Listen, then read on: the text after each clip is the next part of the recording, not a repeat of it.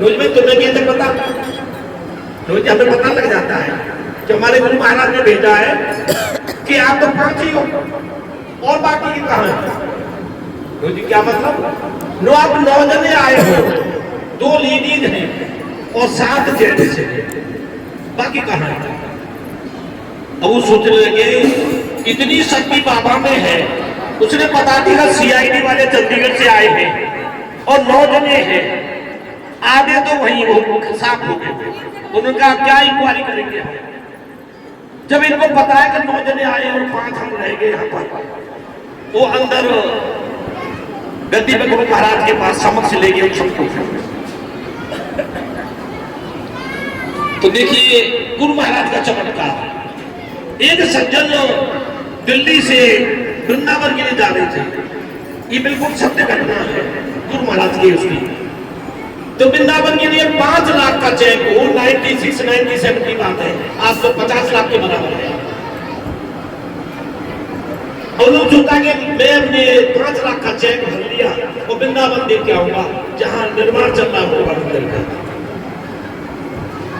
उसी सूरजकोट वाले रोड से निकल रहा था, उसने देखा लक्ष्मी नारायण दिव्य धाम बाहर लिखा हुआ था। उसकी गाड़ी रुक गई। उसने कहा भैया ये क्या कर रहा है? वो जी लक्ष्मी नारायण जी का मंदिर बन रहा है, श्री सिद्धार्थ आश्रम। उसने गाड़ी साइड में लगा के सीधा गद्दी के पास ही गया। उसने देखा बाबा बैठे हैं गद्दी पर और 50-100 एक भक्त बैठे हैं। तो वो लिफाफे में बंद था चेक, वो चेक को दान पेटी में डाल रहा था बिना पूछे। अब गुरु महाराज ने उसको रोक दिया, भाई रुको, क्या डाल रहे हो? बल्कि महाराज एक चेक है, इसमें छोटा सा चेक है। बोले भाई दिखाओ तो सही।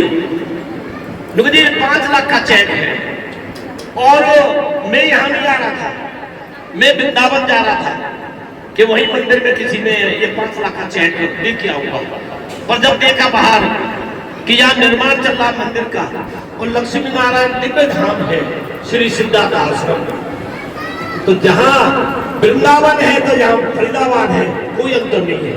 भगवान की लीला है।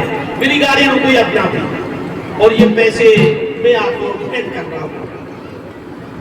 तो CID वालों को बोला गुरु महाराज ने, तो भाई देख लो, इसको नहीं पता कि सिद्धार्थ आश्रम है कहाँ, ये वृंदावन जा रहा है और भगवान की लीला है। ये गाड़ी इसकी रुक गई और ये 5 लाख का चेक लेके जा रहा है, तो टैक्स लगा लो इसको। CID वाले 100% हॉपलेस होकर चुप बैठे क्योंकि भाई यहाँ तो चमत्कार ही है। तुम्हें भाई कुंभ का मेला लग रहा था, और ध्यान से सुनो, कुंभ का मेला लग रहा था और कुंभ के मेले में तमाम संत वगैरह जाते हैं, अपने टेंट लगाते हैं, तो एक फक्करदास उसके पास एक धूती कौड़ी नहीं थी, वही पहुंच गया। अब उसने पहुंच के 8-10 लड़कों तैयार कर लिए। उनके भाई ऐसा है, यहाँ टेंट लगवाओ, टेंट वाले से मिलवाओ, परचून वाले से मिलवाओ, और सबसे मिलवाने के बाद में तुम्हारा भी खाना पीना सब घर वालों का फ्री है। 1 महीना 1.5 महीने तक मैं हूँ, तब तक तुम यही रहते। मैं ठीक है महाराज। तो टेंट लगवा दिया, परचून का सामान आ गया, सारा ये साउंड वगैरह सब पहुंचा दिया। अब 10 दिन निकल गए। 10 दिन निकलने के बाद में अब वो लड़के कहने लगे कि भाई ये बाबा से पैसे तो मांग लो, कि पैसे ही बाबा के पास ना होने, सारे पैसे हम ही देने पड़े। हम खाली भंडारे के चक्कर में रह आए और हमें घर भी अच्छे लगाना पड़े पैसा। अब एक ने कहा भाई चलो मैं देखता हूँ बाबा के थैला जो भी झोला है, अटैची है, उसको टटोल के देखता हूँ कुछ है कि नहीं।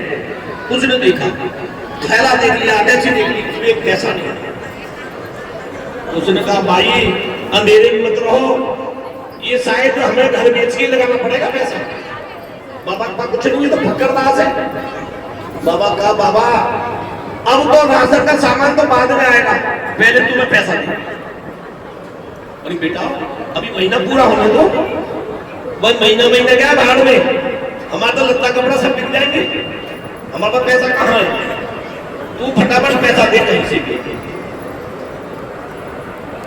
अब बाबा कहने लगा बेटा 2-3 दिन रुक जाओ। मैं 2-3 दिन नहीं बाबा, अब तो रुकेंगे नहीं, अब पैसा सुबह सुबह में चाहिए। अब वो सब के सब रात भर जगे, क्योंकि बाबा ऐसा ना करे रात में बाबा भग जाए और सारा पैसा हमें देना पड़े। अगले दिन अब रात को सोना किसका, बाबा जगा गया, बोले बाबा बैठा हो जा, सुबह हो गया। बोल की बाबा पैसा नहीं, बोल की बेटा ऐसा करो, खूंटी में मेरा थैला टंगना है, उसमें से ले लो। और खूंटी पे थैला देखने गई, 4 दिन तो वहीं बैठ के बाबा के पास मान के तुम यहीं बैठे रहना कि हम जाए टटोर ले थैले को और बाबा भाग जाए। इसलिए बाबा की निगरानी जरूर करना। बाबा को पकड़ के बैठाए रखा जी, थैले में कुछ नहीं। फिर वो लौट के आगे बोले बाबा थैले में कुछ नहीं है। भाई ऐसा करो मेरे बाथरूम में जाओ। बल्कि बाथरूम में जाना पड़ेगा, मैं बाथरूम में जाऊँ। बल्कि बाबा बाथरूम में तो कुछ भी नहीं है, हम देख के बाथरूम में भी आ गए। बल्कि बेटा वहां पेशाब तो पड़ा मेरा, बाथरूम में पेशाब तो पड़ा है, मिट्टी गीली है, वहां की बाबा गीली तो है, वो पेशाब उठा के लाओ। अब ये बोला भाई मर्दा क्या नहीं करता, ये पैसे देने पड़ेंगे, इससे तो बढ़िया एक भावना लाई। और उस मिट्टी को जो गीली गीली थी, उस मिट्टी को पॉलिथीन में भर लिया, पॉलिथीन में भर के और लेके आगे बाबा बाबा ये पकड़, इसमें पैसा कहाँ है। भाई बेटा इस थैली को, इस मिट्टी को सुनार के पास लेके जाओ, ज्वेलर्स के पास लेके जाओ, वो उसका मोल बताएगा। और वो डरते डरते उनकी ऐसा हम तो पिटेंगे पिटेंगे, क्योंकि सुनार वैसे मारेगा क्या पेशाब को मेरे बेचने आ गए, नहीं मिला हूं तुम्हें पेशाब को छूने वाला। परंतु देखिए संतों का चमत्कार, वो वहां पहुंचे तो जैसे उसने सोनी ने देखा तो वो सोना था पूरा। उसने कहा भाई बेचना है। अब उनके सांस में सांस आ गई, जब बेचना तो इसके बाद पैसे नहीं मिलेंगे। उन्होंने इतने पैसे दे दिए, इतने पैसे दे दिए, उनकी आंख खुल गई, यार ये तो पेशाब भी बिक गया बाबा। वो पैसे लेके आगे थैला भर के, भाई बाबा ये ले, बाकी जिस जिसका पैसा है वो सबको दिया और बाकी यही रखे, तो फिर कब आएगा। अभी तो महीना भर और चलेगा हमारा कुंभ का मेला, और आगे दे देगा, और फिर भी बचे तो फिर और लंगर करेंगे यहीं पर। अब गुरु महाराज कहने लगे सीआईडी वालों को, यादव जी मैं वहीं जा रहा हूँ जहां सीआईडी वाले आए थे छुट्टी के लिए। उन्होंने कहा कि देखो संतों के पास कुछ नहीं है, अब लगा लो टैक्स उसके पेशाब पर। भाषा दूसरी गई थी, मैं कहना नहीं चाहता, लगा लो टैक्स उसके पेशाब पर। संतों की तो कृपा ही बहुत होती है, उनके पेशाब नहीं सोना है, पेशाब नहीं जवाहरात है, पेशाब नहीं हीरा है, और पेशाब नहीं पन्ना है। बोल श्री गुरु महाराज की जय हो। तो संतों की लीला का परंपार है। हम जन्मदिन क्या मना सकते हैं, वो हमें खुद देने वाले हैं, तो हम क्या उनको देंगे। बोल श्री गुरु महाराज की, क्योंकि हमें 30-32 साल हो गए और निस्वार्थ फ्री का पैसा नहीं देते, क्योंकि बाबा ने इतना पैसा दे रखा है, इतना संपन्न बना रखा है हम भक्तों को, हम पैसे की जरूरत ही नहीं पड़ती बाहर से लेने की। क्योंकि यहाँ तक कि साउंड जो आपके सामने ये भी हम फ्री देते हैं सबको। फरीदाबाद का तो कोई ऐसा कॉर्नर ना होगा जहाँ हमने कीर्तन ना किया होगा, और दिल्ली और आगरा और जयपुर और इधर भी हमने ज्यादातर कीर्तन किए हैं। श्री गुरु महाराज की जय हो। तो यह है कि ये गुरु महाराज की लीला है।